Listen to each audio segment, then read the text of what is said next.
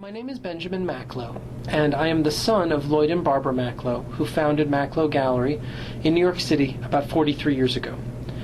When I was born in 1971, my parents opened up a small shop on Madison Avenue, which actually still exists today with all the original fixtures that my dad put in 1971, and started selling Art Nouveau. They built their business one piece at a time, and they really fell in love with Art Nouveau.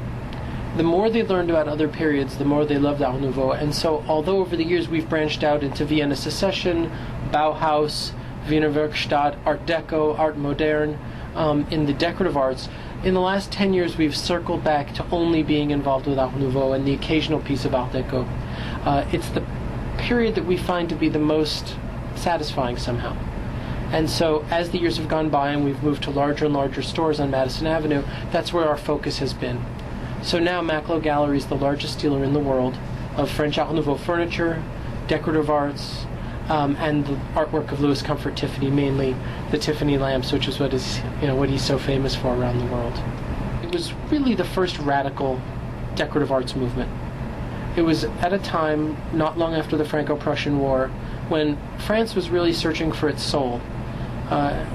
All the historical pastiche of the 19th century really hadn't done much to stoke national pride.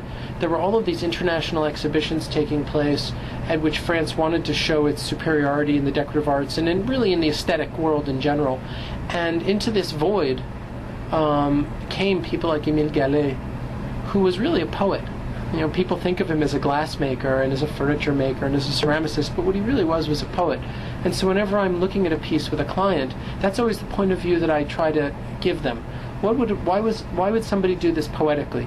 Not in terms of how to construct a piece of furniture, how to cut a piece of glass, but what was he trying to say emotionally and expressively that he was doing in this piece? This was the first period in history, during the Art Nouveau, when the artists who were supposedly les arts mineurs, the decorative arts of furniture, jewelry, tapestries, lithographs, and all of that, insisted on being shown at international exhibitions next to les arts majeurs, painting and sculpture.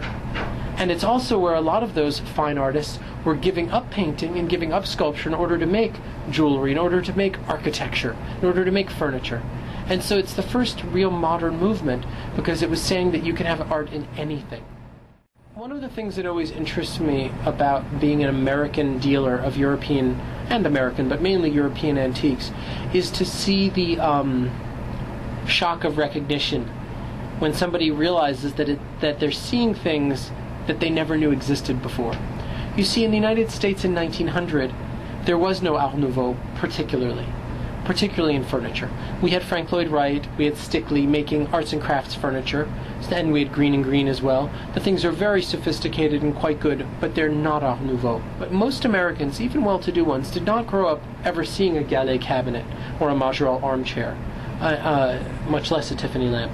So, for me, what's interesting is the challenge of bringing people across that divide to understand where this sits in art history, where this sits in world history, and why it's important.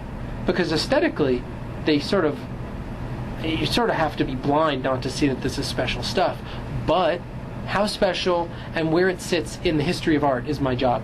So it's fun for me as an American. I have clients who aren't American, but the vast majority of them are, to be able to give people that lesson. And interestingly, no matter where people are from, unless it's France, basically, it's the same educational process of saying to somebody, this is what came before, this is what Art Nouveau was, and this is what came after, and sort of making it in context. I'm not an economist, but in the world financial situation, we are in an unprecedented time. Never since the Great Depression have we had a time when every country was in crisis. And so what antique dealers have always had was an international commodity. If my customers in New York City weren't doing well, maybe my customers in Chicago were doing well because they were in commodities. If my customers in Chicago weren't doing as well, maybe my customers in the Detroit area were doing well because of the automobile manufacturing, or Los Angeles because of the aerospace industry, or Silicon Valley because of the dot-coms, or France because of something else, or Germany, or Switzerland.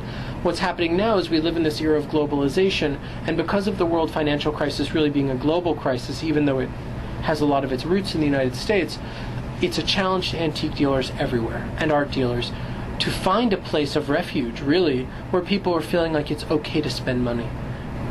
Antiques have always been a storehouse of value. And if we go through a time that becomes inflationary, which we probably will, they go up in value.